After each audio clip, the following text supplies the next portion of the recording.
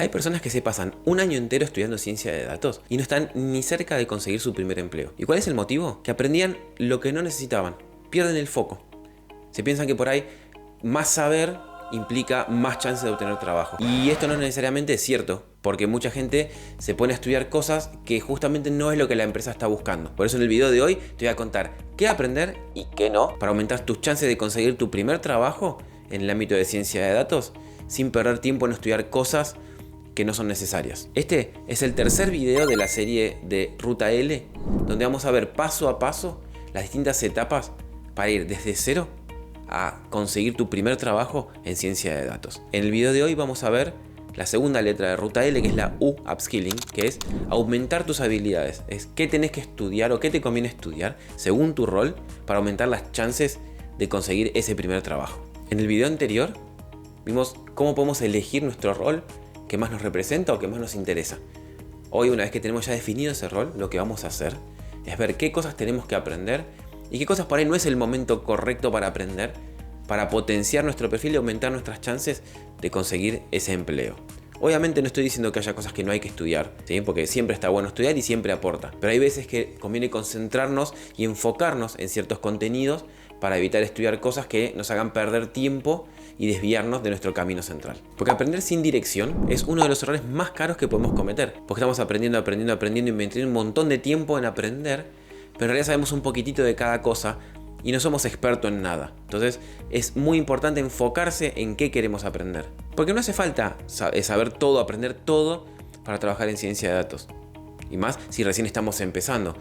Sí, lo importante es aprender lo justo, lo clave y en el momento correcto para que nos pueda disparar a ese primer empleo. Y después a partir de ahí sí, seguimos acrecentando nuestros conocimientos y seguimos ampliando el abanico del rango de habilidades que podemos ir aprendiendo. Para ver qué habilidades necesitamos, vamos a hacerlo rol por rol, como vimos en el video pasado. ¿Sí? Para que cada uno de ustedes, depende del rol que hayan elegido, van a tener qué conjunto de herramientas son las que necesitan para empezar. Obviamente no es el conjunto completo de herramientas, ¿sí? Pero como científico de datos junior o como analista de datos junior o cualquiera de estos roles, ¿sí? Siempre hay un conjunto de habilidades mínimo que ya nos permite despegar como profesionales. En el caso de analistas de datos, como habíamos visto, trabajan mucho con datos estructurado y tratando de obtener insight de los datos y armar tableros o dashboards.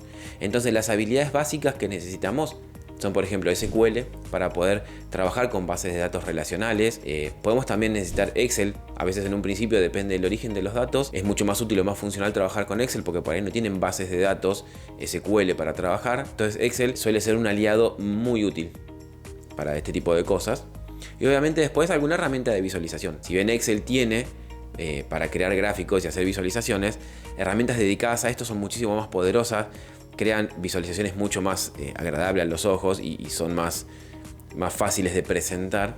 Y aparte nos permite hacer tableros dinámicos donde podemos interactuar con ellos de forma muy ágil y muy interactiva. Entre estas herramientas de visualización tenemos Power BI, Tableau, Looker, que son como las más conocidas para hacer este tipo de tableros. Y obviamente, si después nos queremos ir a algo más avanzado, ya podemos empezar a pensar a desarrollar algo en Python, ¿sí? Empezar a saber un poco de programar, porque esto nos va a permitir trabajar con los datos a nivel programático, que muchas veces para determinados datos es muy ágil, ¿no? Trabajar con Python, y porque podemos también diseñar pipelines de tratamiento de datos que nos permite de forma muy rápida y automática después trabajar con nuevos datos, o especializarnos también en cosas como storytelling, ¿no? Saber contar mejor con los datos, porque justamente el analista de datos lo que tiene que saber es contar buenas historias con los datos, no simplemente mostrarlos o hacer gráficos lindos.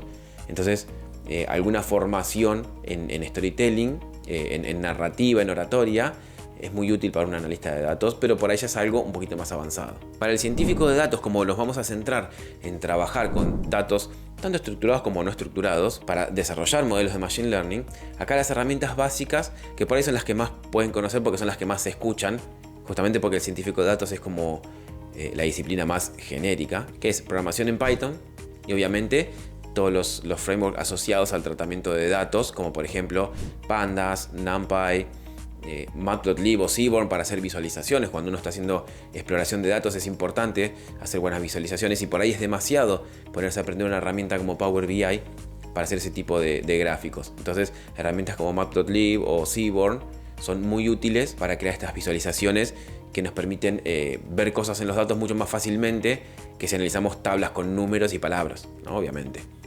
También es importante conocer los fundamentos del Machine Learning clásico, es decir, herramientas como regresiones lineales, logísticas, máquinas de soporte vectorial, Random Forest, XGBoost, todo ese tipo de algoritmos para poder después construir nuestros modelos de Machine Learning. Obviamente algo de conocimiento de matemática o estadística, simple, un poco de estadística descriptiva para poder explorar un poco mejor los datos, y algo de estadística inferencial, pero muy poco como para poder trabajar con estas distribuciones de datos de forma mucho más cómoda, porque vamos a estar entendiendo qué es lo que estamos haciendo y no trabajar a oscuras o como caja negra, ¿no? Y también saber algo de notebooks, saber utilizar los notebooks de Jupyter, que es algo muy fácil.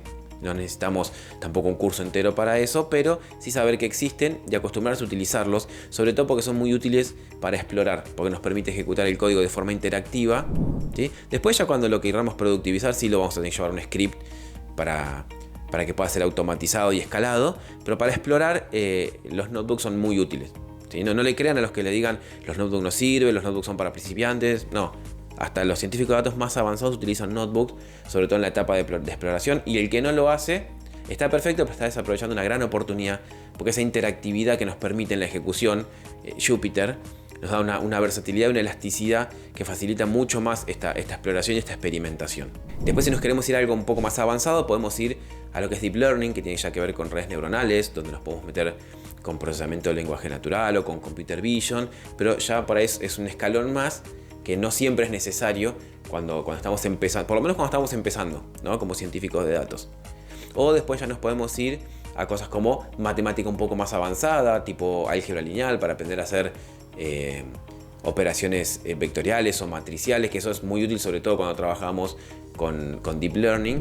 Pero bueno, ya es un poquito más avanzado a lo que es la matemática clásica que se utiliza en el Machine Learning más tradicional. Para el caso del Machine Learning Engineer, como está más centrado en lo que es llevar a producción estos modelos, ¿sí? Es necesario que conozca, bueno, obviamente programación en Python, porque todo esto está desarrollado en Python, pero también es necesario que conozca sobre pipelines, ¿no? Para saber cómo construir todo este pipeline que automatiza no solo el proceso de despliegue, sino todo el flujo del proceso, desde la obtención de los datos hasta la inferencia final, herramientas como Git para el versionado, Docker o Kubernetes para containerizar los modelos o la solución, desarrollo de APIs y consumo de APIs, ¿no? Para poder disponibilizar estos modelos como un API para que pueda ser consumido desde, por ejemplo, desde un frontend externo a lo que es el core de la aplicación. Y también conocer un poco de arquitectura, porque si uno va a tratar de automatizar esto y llevarlo a producción, es necesario conocer de arquitectura para saber cómo se intercomunican todos estos módulos del proyecto para llevar a producción, y aparte para hacerlo de forma eficiente y que pueda ser escalable a futuro. Y si nos queremos ir a algo un poquito más avanzado, ya nos podemos meter con CI/CD, con MLOps, con infraestructura en cloud o con técnicas y protocolos de escalabilidad. Y por último, para el que quiera ser AI Engineer, como vamos a utilizar herramientas ya existentes, y mayormente hoy día está todo enfocado a lo que es modelos de lenguaje, lo que vamos a necesitar saber como mínimo es programación en Python, porque si bien son modelos que ya existen y están entrenados, toda la solución la vamos a desarrollar en Python. Por más que puedan existir herramientas no code o low code que nos permitan agilizar esto sin saber programar, siempre vamos a tener control completo de la herramienta cuando lo estemos haciendo de forma programática, y todo esto lo vamos a hacer mayormente en Python. También el uso de APIs como por ejemplo la de OpenAI o Claude o Gemini, la que queramos usar. Herramientas como LangChain, o bases de datos vectoriales, por ejemplo. Una buena formación en prompt engineering, porque no es solamente escribirle como cuando le escribimos a ChatGPT. Bueno, ChatGPT, ¿cómo puedo hacer tal cosa?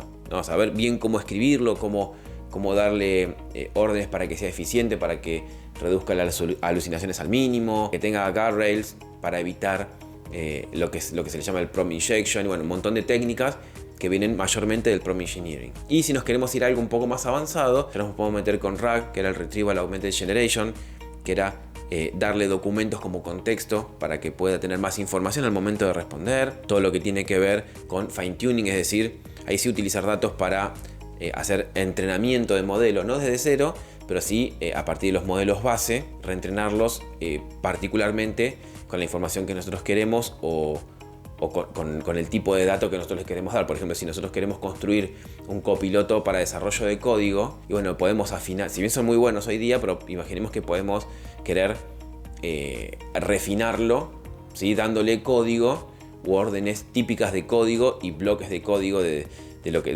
debería generar para poder afinar estos modelos. Y bueno, obviamente un paso más allá ya sería también trabajar con agentes autónomos, que es también lo que está viniendo mucho últimamente, o lo que es MCP, que es Model Context Protocol, que bueno, es un protocolo para normalizar la creación de herramientas, ¿no? que pueden utilizar los modelos de lenguaje cuando construimos agentes. Todo esto, pero ya es más avanzado, si no es necesario para poder comenzar. Como ven, esto es una guía y son cosas básicas para poder arrancar, no para ser profesionales. Pero por lo menos alcanza para tener un rumbo hacia donde queremos ir. Por ejemplo, si vos querés ser analista de datos, y bueno, andate para SQL y Power BI. Si vos querés irte para lo que es AI Engineer, y no te pongas a aprender redes neuronales, por lo menos al comienzo. Empezá con APIs para poder crear soluciones con modelos de lenguaje. Después vas a ir a aprender si querés redes neuronales para entender cómo funciona la arquitectura de un transformer, para entender de fondo cómo funcionan estas herramientas. Pero para empezar, para arrancar, no es necesario saber eso para construir nuestras primeras soluciones. De nuevo, esto no es para decirles esto no lo estudien, esto no les va a servir, ¿sí? Sino que en este momento, para arrancar, no es lo más prioritario, ¿sí? Esto es para poder darles un empujón para poder empezar, ¿sí? a crear sus primeros proyectos, a construir su portfolio, y después más adelante sigamos profundizando en esas otras herramientas o en aprender cosas para adquirir más conocimiento de trasfondo de cómo funcionan, porque así uno después les puede sacar más provecho. Ya que estamos en lo que es herramientas y aprendizaje, le quiero dejar por ahí los errores más comunes que se cometen para que traten de evitarlos. Una es aprender sin aplicar nada, ¿sí? Ver cursos, teorías sin empezar a ponerlos en práctica en proyectos no tiene sentido. De hecho, fíjense este video que hice hace poco, donde les explico un poco la gravedad de no practicar o no poner en práctica lo que estamos aprendiendo. Segundo, querer aprender sin un plan claro, porque vamos a aprender de un poco acá, un poco allá, sin tener una ruta clara, y terminamos sabiendo un poquitito de cada cosa, pero no terminamos siendo expertos en nada. Tercero, aprender frameworks sin entender lo básico. No tiene sentido aprender a usar scikit-learn, por ejemplo, para utilizar modelos o Keras para desarrollar redes neuronales si no entendemos los fundamentos de cómo funcionan esos modelos de trasfondo. No tiene sentido usar un XGBoost así a ciegas si no entendemos cómo funciona de fondo, porque podemos estar cometiendo errores y no nos damos cuenta porque no entendemos cómo funciona el modelo. Y pensar que más conocimientos es equivalente a más chances también es un error, porque entonces uno empieza a acumular conocimientos creyendo que va a llegar un punto que va a saturar y vamos a conseguir trabajo sí o sí, y no es así. ¿Sí? Lo importante es tener un buen plan, estar bien enfocados y seguir ese plan rigurosamente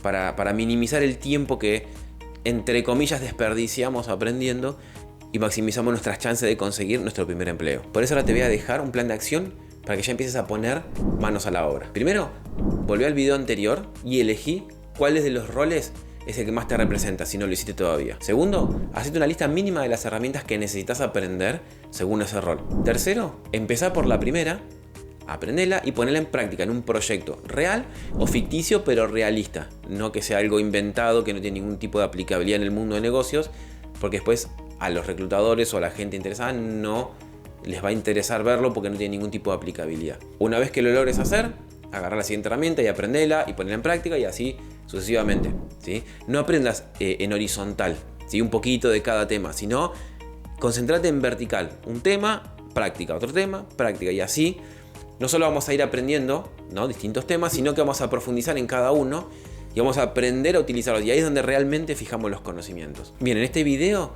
vimos las herramientas que necesitamos aprender para poder desarrollarnos en cualquiera de esos roles y empezar nuestro camino a conseguir nuestro primer trabajo. En el próximo video vamos a ver cómo utilizar todas estas herramientas que aprendimos para construir nuestro primer proyecto real. Así que si te interesó, suscríbete para que te avise cuando llegue el próximo video. Y si conoces a alguien que está en una situación similar, compartíselo, porque por ahí es justamente lo que está necesitando para poder definir su rol y empezar su camino de desarrollo en su transición profesional. Nos vemos la próxima. Chao.